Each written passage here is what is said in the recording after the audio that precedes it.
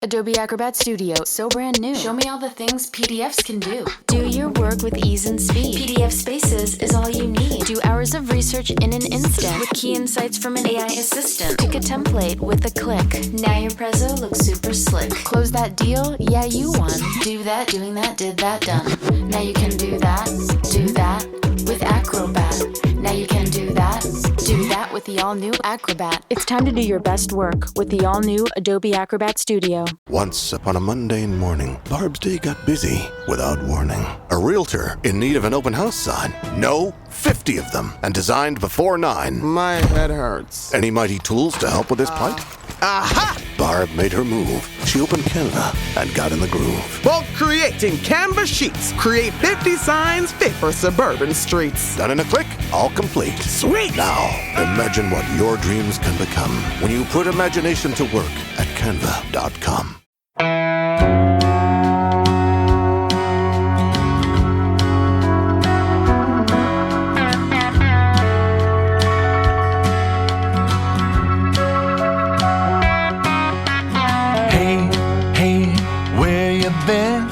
Buckeye Talk is about to begin.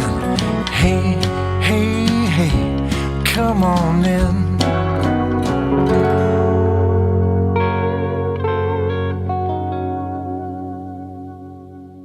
The first college football playoff rankings of the 2025 season are out, and Ohio State is number 1 in those rankings. I'm Stephen Means and that's Stefan Krajisnik. Andrew will join us later. Unless you're watching on YouTube, he's not going to join us later. You have to go watch all of Buckeye, listen to all of Buckeye Talk, wherever you find podcasts, and get the text 614-350-3315, 2-week free trial, $3.99 after that. Here's my biggest takeaway, Stefan. Beat Michigan and the world is yours. Yes, exactly. I mean, that's often the case for Ohio State, but in this new playoff era, I think things can change and whatever, but that's the simple goal for Ohio State is if you beat Michigan, everything's out in front of you, right? Because if Ohio State goes undefeated in the regular season and Indiana goes undefeated in the regular season, these first rankings with Ohio State at 1 and Indiana at 2 show us that the Big Ten champ is going to be the number 1 seed.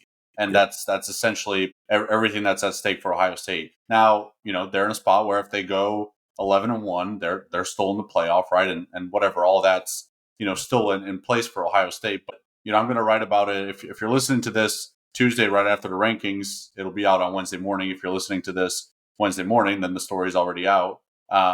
Of everything left for Ohio State is determined now by just beating Michigan, right? And these next 3 weeks are a builder for that. And if you're listening to the pod, we'll talk more about this in the second half.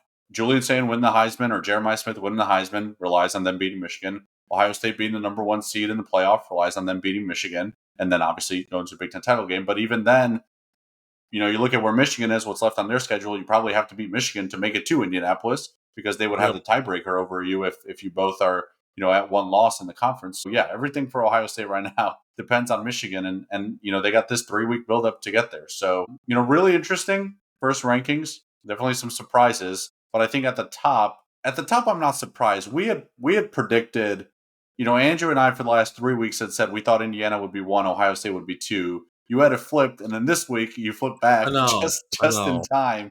I was wondering because you see where Oregon is at number 9.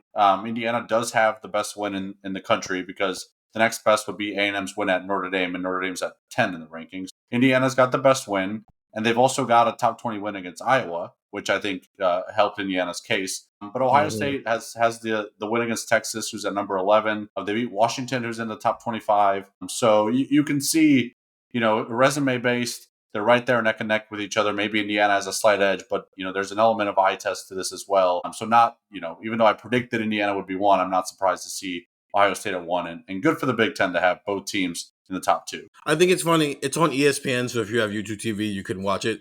I have Fubo right now, so I have YouTube TV as well, but I had Fubo for this. And they kept talking about how Texas A&M has the best win in the country at Notre Dame. The committee literally just told us that's not true because they have Oregon ahead of Notre Dame, which is, I think, why Indiana ended up ahead of Texas A&M. Here's when I knew Ohio State was going to be number 1, when I saw Washington pop up at number 23, because I was like, oh, okay, so there's something here. Like there's a resume point that I don't even think any of us were considering at the time that Washington would be a part of the resume on the first rankings.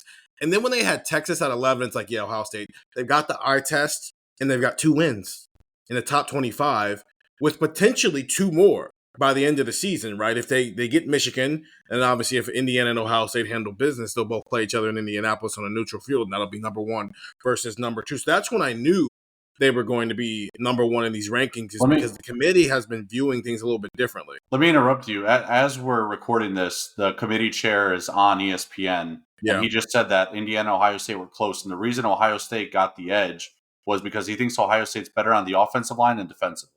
So there's some ball talk that went into this. So, okay, that's what I wrote after the game, after the Penn State game, the idea of if Ohio State's number 1, it's because the committee asked themselves the question of who they think is better. If everything else is equal, they asked the question. So they're number 1 in the rankings. And so obviously, I don't think that anything can happen that can have these two flipping back and forth over the next couple of weeks. I think this is what it's going to be. I think Ohio State and Indiana will be number 1. I think Texas A&M will be number 3, because I don't think there's any resume points over the next 4 weeks that like drastically change that. If they continue to play the way they're playing. Yeah. Ohio State, I think, is pretty much a lock to be at number 1. Indiana plays at Penn State. You know, if A&M goes undefeated, I think they have a chance to jump Indiana because A&M has games. I know they at least have a game against Texas left. They play at Missouri, this upcoming weekend. That is a ranked team, regardless of what you think about Missouri. So there are going to be opportunities, I think, for Texas A&M to jump Indiana, but I don't really see Ohio State moving out of that top spot, and it's barring a surprise. And the thing is, they don't just have to jump Indiana; they got to jump both, because they could jump Indiana, but then if Indiana beats Ohio State and Indianapolis, Indiana's going to get the number 1 seed. So I said this to our texters, 614-350-3315, before it started, like this idea of it doesn't really matter where Ohio State's going to be. They're going to be anywhere from 1 to 3.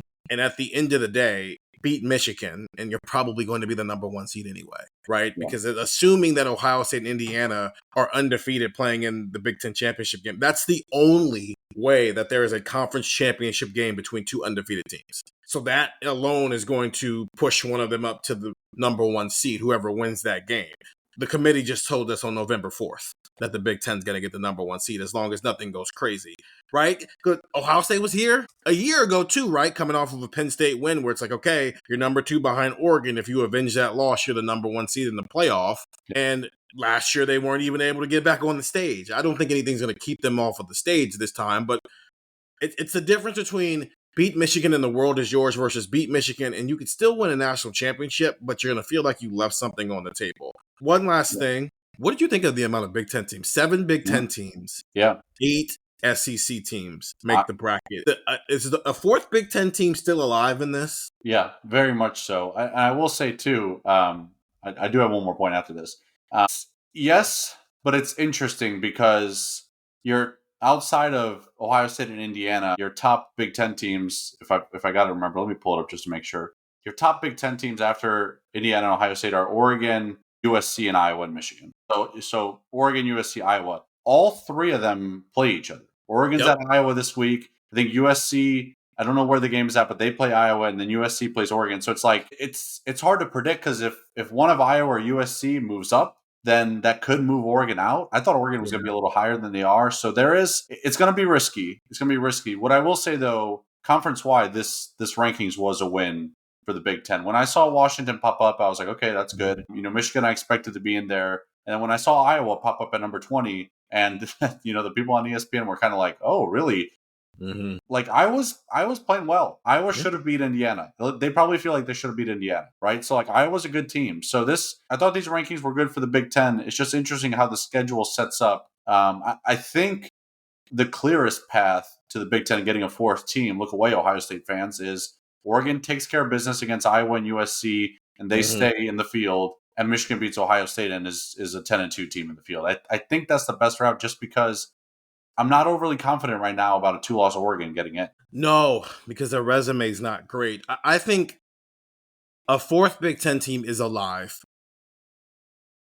but they also kind of need the SEC to cannibalize itself a little bit. I think the ACC's already done that. Georgia Tech took a bad loss, and them being down at 17 or something like that in a world where I think Georgia Tech would have been like 7 or 8 Had they stayed undefeated, the SEC is probably getting one team in. And now it's, can the Big 12, can the right Big 12 team, can BYU run the table in the Big 12, quite frankly? Because if that happens, then you open your, right, because then there's an element of like one Big 12, one ACC, and then maybe you can get forward 4 from the other 2 conferences, and then obviously the G5. I don't even know if that math is right or not, but it's going to be difficult because Oregon doesn't have a great schedule. And so we'll see. And they have chances down the stretch here, right? Because they do play Washington still, they play USC still. Yeah. But that's the thing is, if Oregon wants to safely be in, they probably have to win out. That means beating USC, which probably knocks out USC. So, and then again, it's like, I guess the clearest path is, now that I'm talking through, like, if Iowa beats USC and Oregon, then maybe a 2-loss Iowa and a 2-loss Oregon can both get in, because Oregon would have wins against USC and Washington. Possibly. So, but I think Michigan is somehow your clearest path, even though, USC and Iowa are ranked ahead of them. One more point I want to bring up, because you talked about the ACC there. And I think we know, where the Big 12 and the ACC stand in comparison to the Big 10 and SEC, right? They're a tier below. The gap between Notre Dame and Miami tells me that there is no respect for the ACC in these rankings. Because you didn't even have it, like, Louisville's in the bracket because the ACC champ has to get in right now, right? Whereas last year, the ACC got 2 teams in because SMU was ranked high enough to where Clemson beating them in the title game didn't knock them out. And now you're looking at being like, all right, whoever wins the ACC, you'll get in. It's tough, man. Like, I know it's irritating to hear because, Texas is in a good spot right now. And Ohio State, Texas, that was such a great game with such high stakes at the time. If you're Miami, what was the point of adding a tough Notre Dame to your schedule, right? Like, sometimes these rankings come out and I wonder, what is the point? Because they beat them and it's still not benefiting them, right? Like, if Miami was with one loss right now, let's say they had they would both be ACC losses. I get that. But I don't know. Like, what's the point of playing some of these games if the result doesn't actually matter? I think it's because you would probably, they played, and I'm getting ready to do the ESPN thing. I think people would take Notre Dame on a neutral field, unfortunately. But also, Notre Dame's losses are, one was literally on the last possession, and the other one was pseudo last possession, while Miami has a really bad loss. And it's not a terrible loss, but it's a bad loss.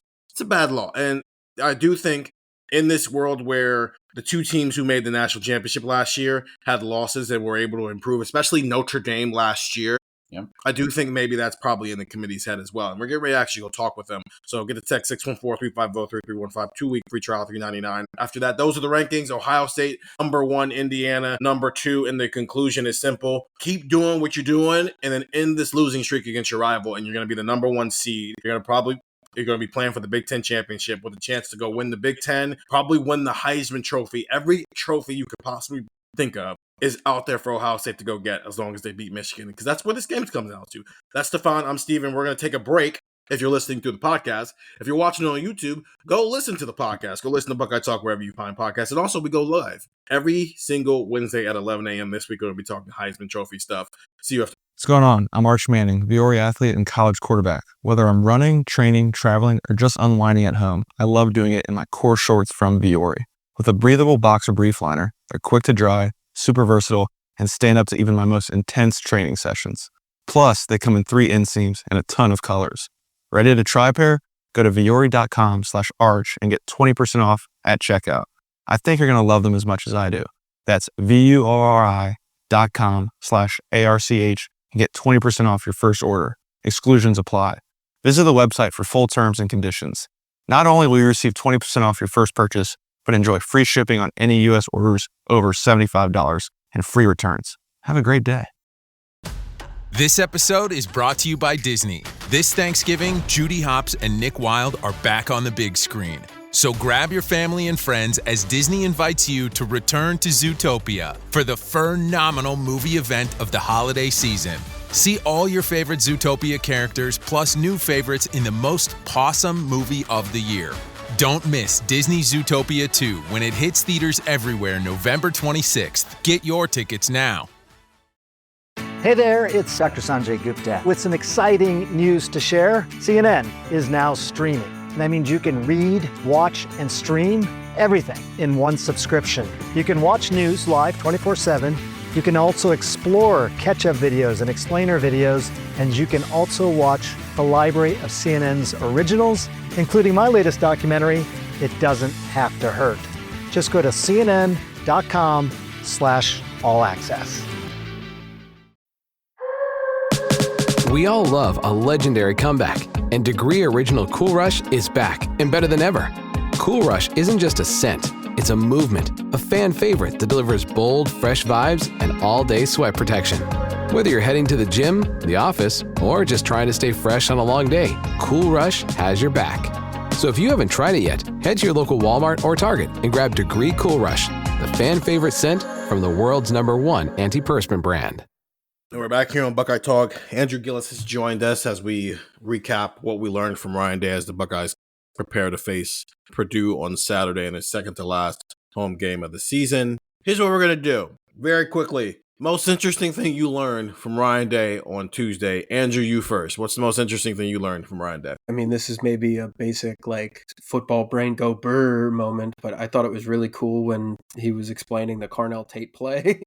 I think that like, what does it mean? Like, that's like the whole kind of point, right? But like, I thought that Carnell Tate's like touchdown pass, like the way that like Bill Landis tweeted it out, and I think was like the first one to notice, like Ryan Day just went, got him. And Ryan Day yelled, and you could hear it on the broadcast, and Carnell Tate got basically like thrown open by Julian, and Ryan saying that they put that in at halftime and they hadn't practiced it, and they got the look that they wanted and they did it. Like, I thought that was really interesting because it tied into something else where it was like, I think it was Patrick Murphy asked, like, what makes a good deep ball thrower? Like, what makes a good passer of somebody that throws a ball deep? And Ryan Day was like, I don't want to do this and blah, blah, blah. He kind of danced around it a second, and then he was like, well, it's good footwork.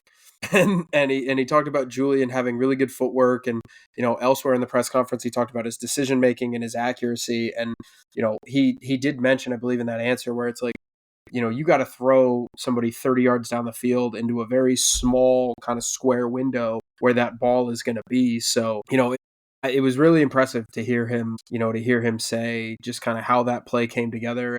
And I think it was like a pretty good indication of what Julian has done and kind of is continuing to do, because, they're putting that stuff in at halftime, and that's not exactly new in the sphere of football. People do that all the time. People will make a change at halftime. People will change up something at halftime, change a look, change a play, put something in, whatever. But the fact that they're able to go out there and just do that so seamlessly, I thought that was really cool just to kind of hear him talk about it. And I thought it was cool to just kind of hear what he thinks of Julian throw the ball deep and how well he's done it so far. Well, and you maybe even sell it short there a little bit. Like Ryan Day said, this is something they do a few times a year. So to say like this happens all the time, like it might sell how rare it is. It was obviously very impressive.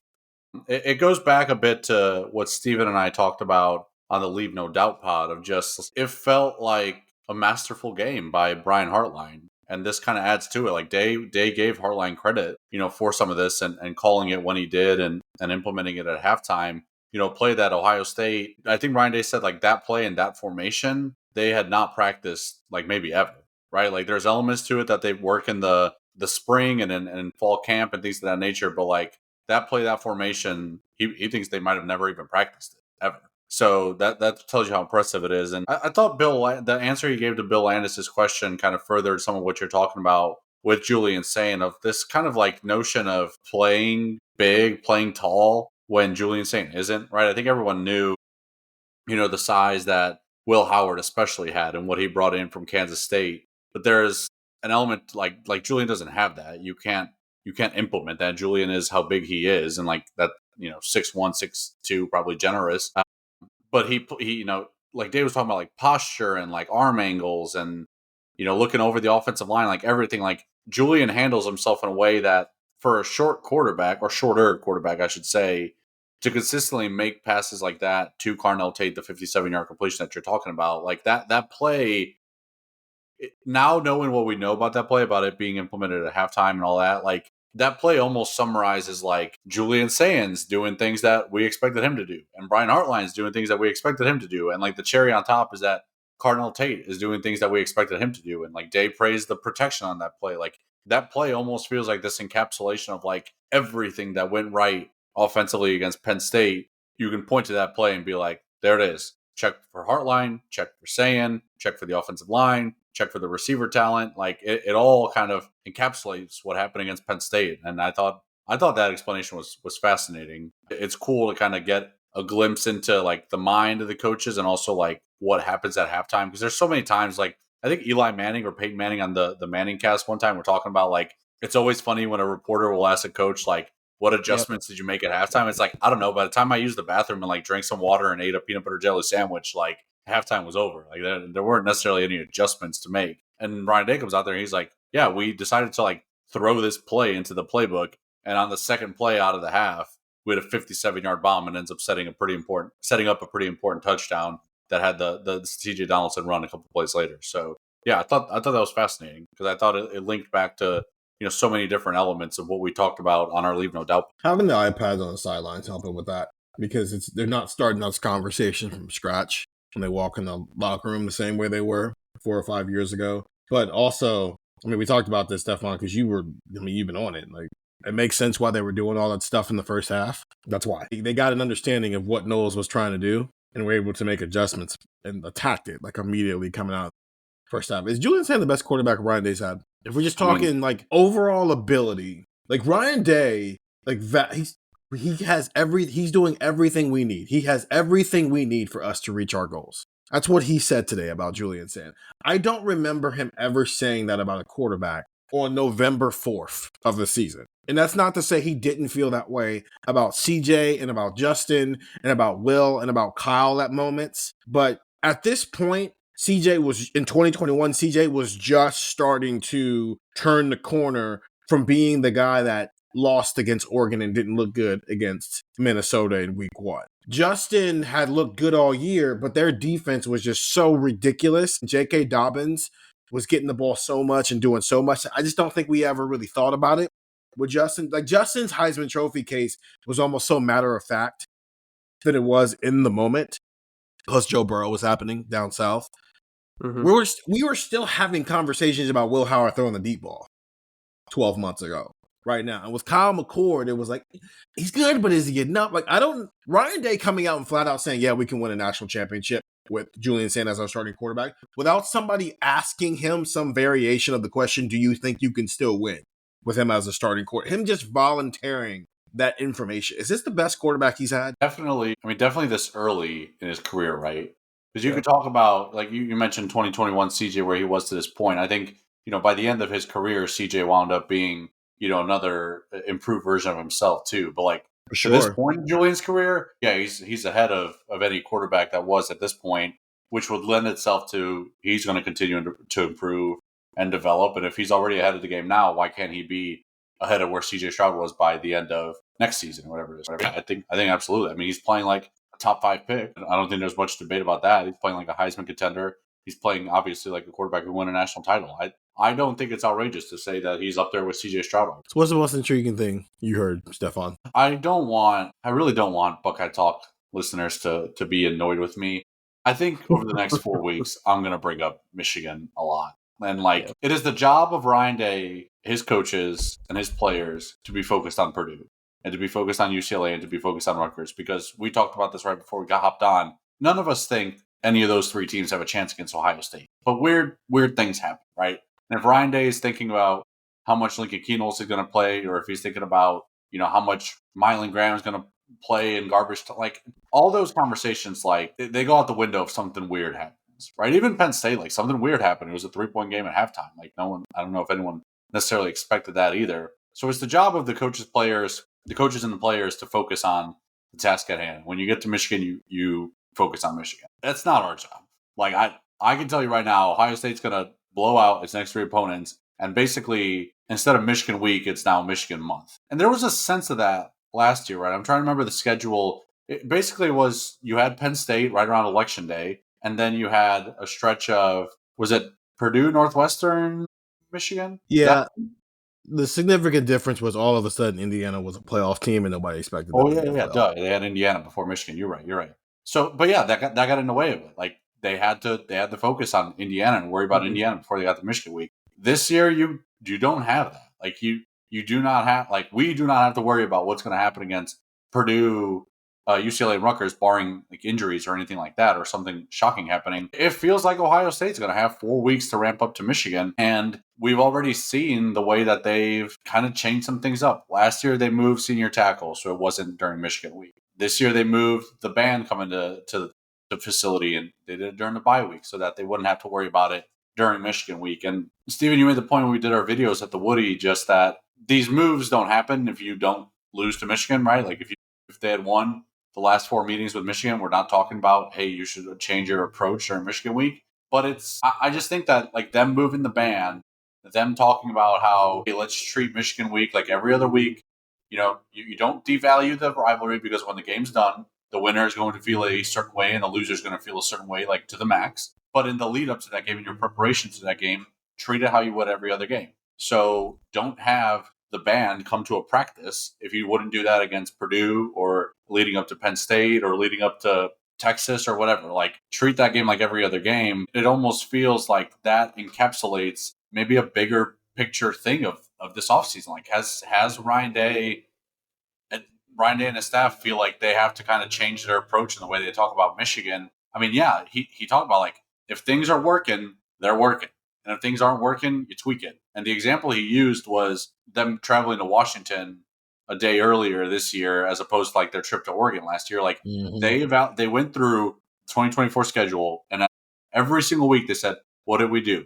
Did it work? What did we do? Did it work? They got to Oregon week. They probably said, okay, that didn't work. What can we fix? Well, in the playoff, we traveled to the Rose Bowl a few days earlier. We traveled to Dallas a few days earlier. We traveled to Atlanta a few days earlier than we typically would for a road game. Okay, if we left earlier for LA, I mean, Washington, Seattle's a far trip. Let's leave a day earlier, right? That's an adjustment that they made. And they said, okay, instead of doing exactly what we did against Oregon, let's change it. Let's kind of do something that we saw worked with the Rose Bowl or whatever example you want to use. They probably got to Michigan week and said, all right, this isn't working. What's not working? I'm not saying the band is to blame for the band coming in, but it's like, I don't know. That's another thing you're putting on the docket for Michigan week to make it feel like it's something even bigger than every other game. And it is. But you don't need to make it that way in the practices and post practices or whatever. The magnitude of the game is always going to be the magnitude of the game, but the way you approach it doesn't have to be something grandiose compared to, in the past. Like I used the example when we were talking about national games a few weeks ago. Andrew, you were talking about someone getting up to play someone, and I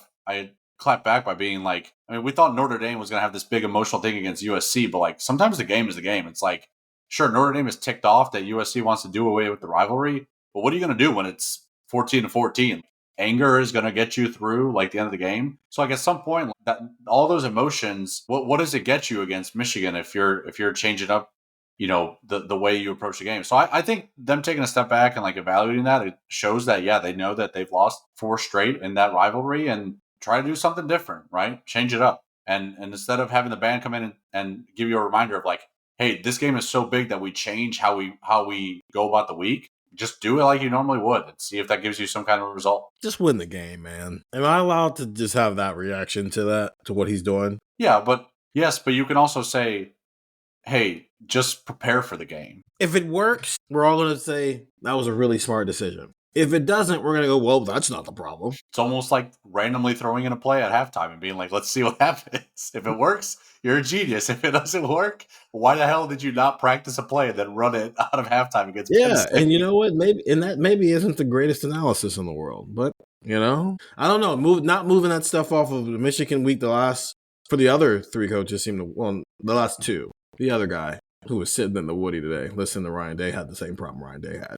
But I don't know. The last 2 coaches didn't have issues with senior tackle and the band coming in the last week of the season. So but again, the actual contrary to what I'm saying, because I'm being very flippant about that, is the last 2 coaches didn't have to deal with the world Ryan Day has to live with. And Tim May, he goes last, and y'all love Tim May, man. The thing is, Tim May asked 7 questions in one, which I love that Day is in on that, because he said, because Tim went today, I got many questions. I'll just stick with, and Day said 3. And like Bill and I started laughing next to each other. Tim asked Ryan he essentially asked him, do you think you were the perfect person for this job? Given, like, you have lived in this chaos. What's the Bane thing? You nearly adopted the darkness. I was born in it. I didn't know light until I was already a grown man, and by then it was blinding. Like, that's kind of Ryan Day and his entire time at Ohio State has been craziness, to the point that he told us that he used to tell Jerry, man, this is crazy. And now he just looks at it as it is the job. And that's true, right? He's an interim head coach in 2018 because of Urban Meyer and Zach Smith and some off the field issues, which have been well documented at this point. We don't need to rehash that. And then he gets the job in 2019. It's probably the most normal, technically the last year of the old college football world. And it's just normal. Ohio State's good, Clemson's good, Bama's good, Oklahoma's good, right? Michigan's okay, Penn State's okay. And then COVID hits, so he's trying to maneuver COVID while also trying to put together his first full recruiting class, without ever being able to get a lot of those guys on campus.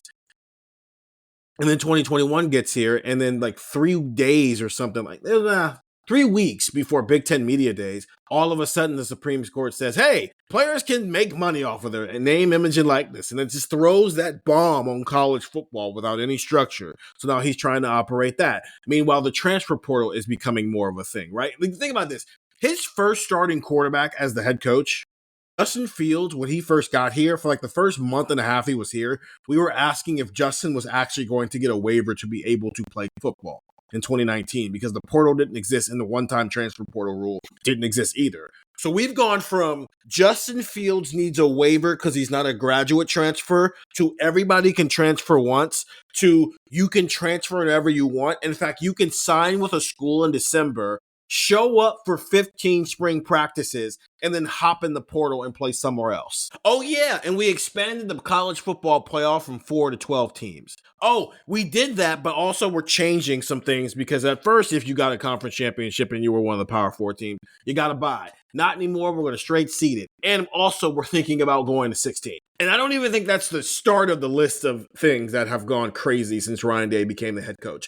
So I thought that was intriguing, just like thinking about it from that perspective of Ryan Day. Why has Ohio State seamlessly like maneuvered through the craziness of college football? Because it's all Ryan Day knows. While everybody else is trying to adapt, his neutral setting is adapt, versus, I don't know, like Brian Kelly or James Franklin, who have had success pre this having to adapt every 15 minutes era, or trying to adapt to having to adapt.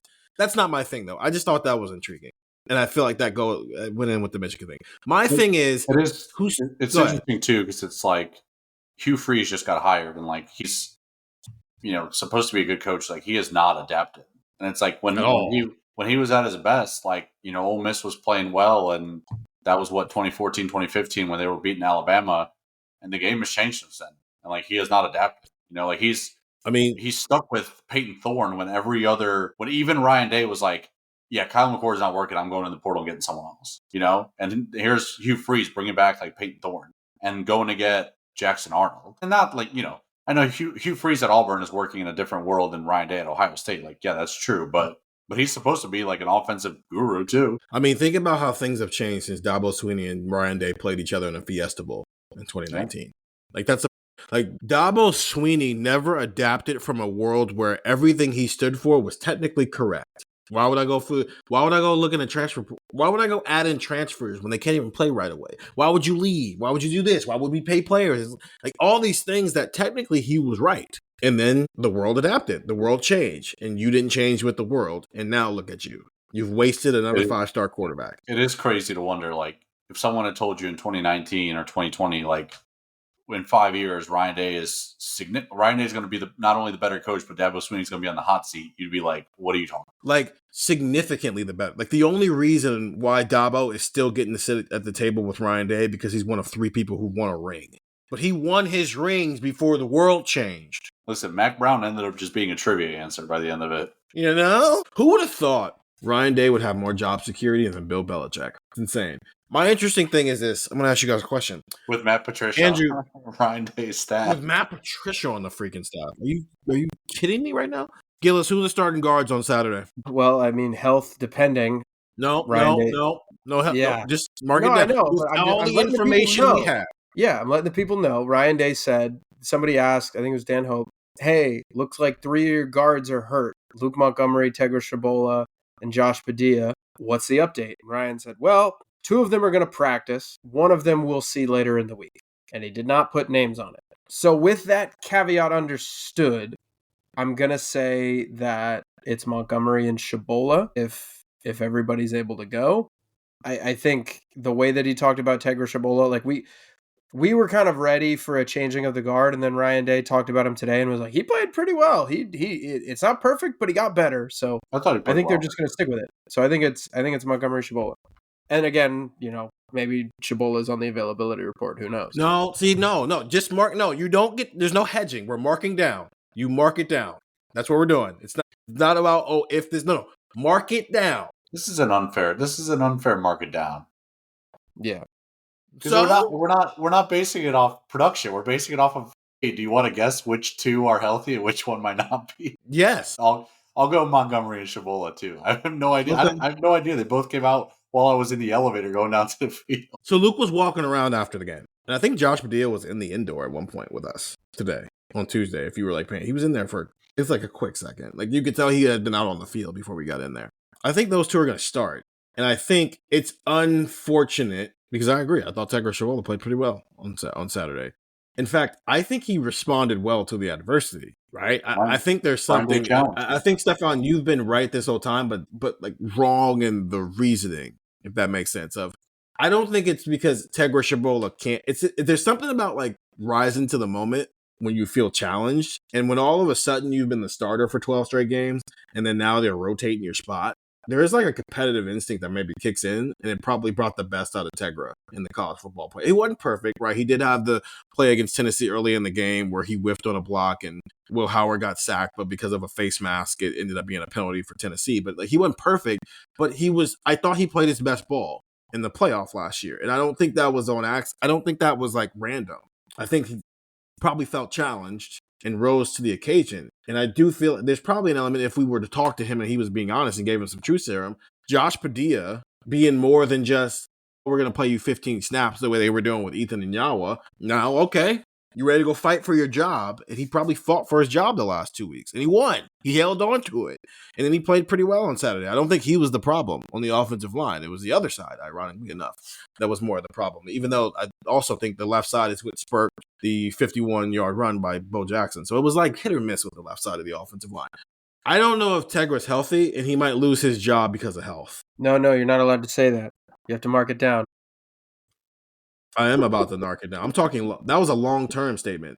On Saturday, I think Josh Padilla is starting at right guard because he's healthy. I don't think Tegra is healthy for Saturday. That's what, like, if I had to speculate, and we're going to be back in there today because people are listening to this pod, and that's like the number one thing I'm looking for are Tegra Shabola and Josh Padilla and Luke Montgomery walking off of the field and they look like they practice. But if I have to mark it down, I think Josh Padilla is starting at right guard on Saturday. And I think sometimes injuries can open the door for somebody losing their job. It didn't happen with Lorenzo. So obviously that doesn't mean it's going to 100% happen, but sometimes losing your job because you got hurt at the wrong time that's not an unheard of concept. Yeah. But Padilla's got to play at a better level than he was, leading up to Penn State week, right? I thought he played okay in the opportunities that he got. I didn't think he was, excellent to the point where you completely write off Tegra. I think that was part of it too, is like when we were talking going into the game, like how are they going to divide up reps, and is it going to be Tegra? Is it going to be Padilla against Penn State? Like a big part of it was too, like Padilla wasn't running away with the job either, right? It's not like they were sticking with Shabola when there was another obvious answer. Like they were sticking with Shabola because the next answer wasn't necessarily emerging, right? It happened with Ethan Owenyawa too. Like Ethan Owenyawa, had he played stellar, would be this team's starting right guard.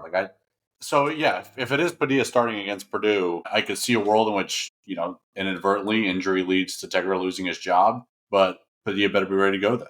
Because it sounded like Ryan Day wasn't necessarily thrilled with what they got out of Padilla in the bye week and going into Penn State. Yeah. I just think I'm also open to the idea of like why maybe you weren't thrilled with what you got from Josh Padilla. Maybe Tegra showed up, man. Yeah. Two things can be true.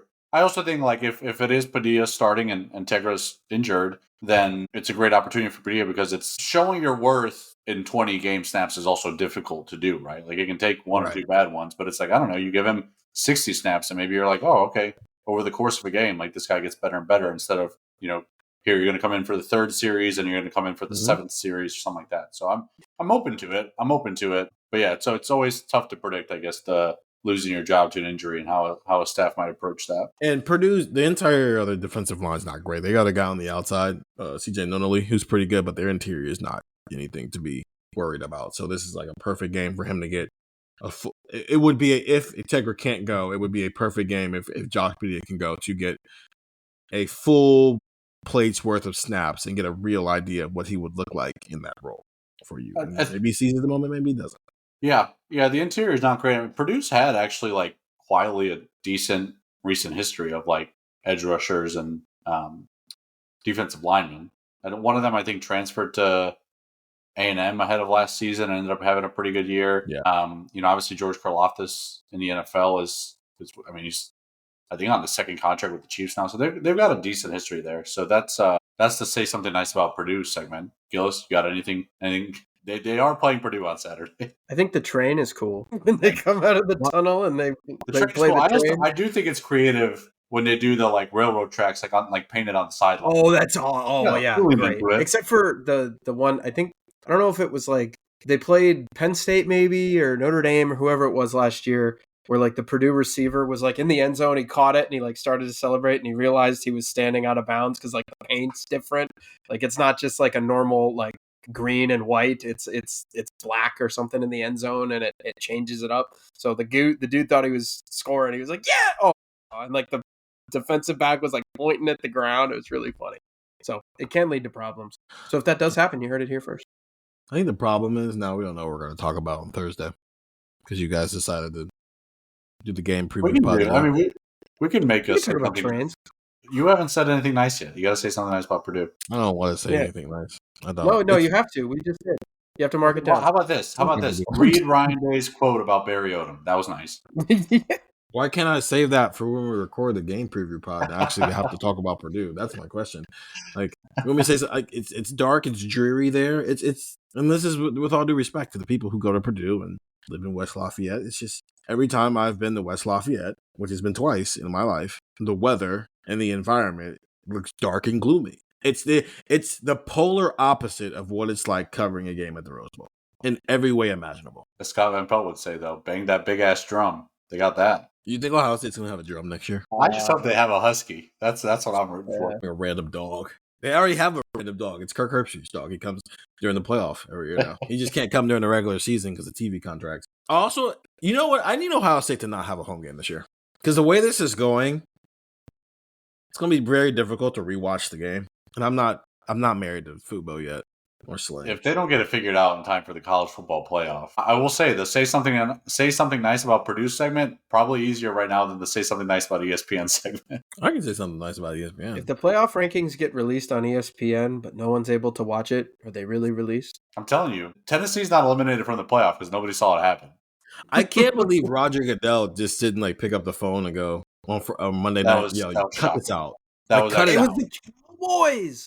It'd be one thing if they were like, hey, it's the Jets versus the Cardinals. You know, it's the Bengals versus the Vikings. And no disrespect to fans of those teams, but they're not that good. They're not brands the way the Cowboys are.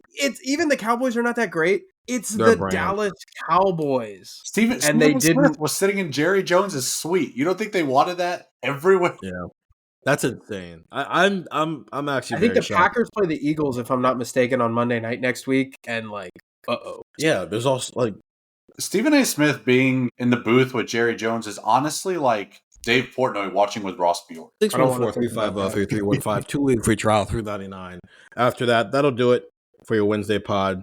Talk with Day.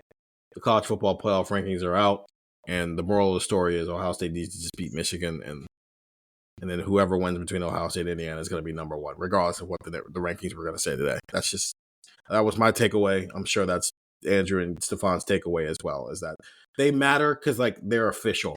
They're officially out. We are officially in college football playoff rankings world. All of this, as Ryan Day said, it literally does not matter unless they beat Michigan. He didn't say Michigan directly because he's obviously, but that's the whole point here. Beat Michigan and the world is yours. Don't beat Michigan and some of the world is yours. 3315, 2-week free trial, $3.99 after that. For Stefan Krajisnik and Andrew Gillis, I'm Stephen Means. Talk to you guys later.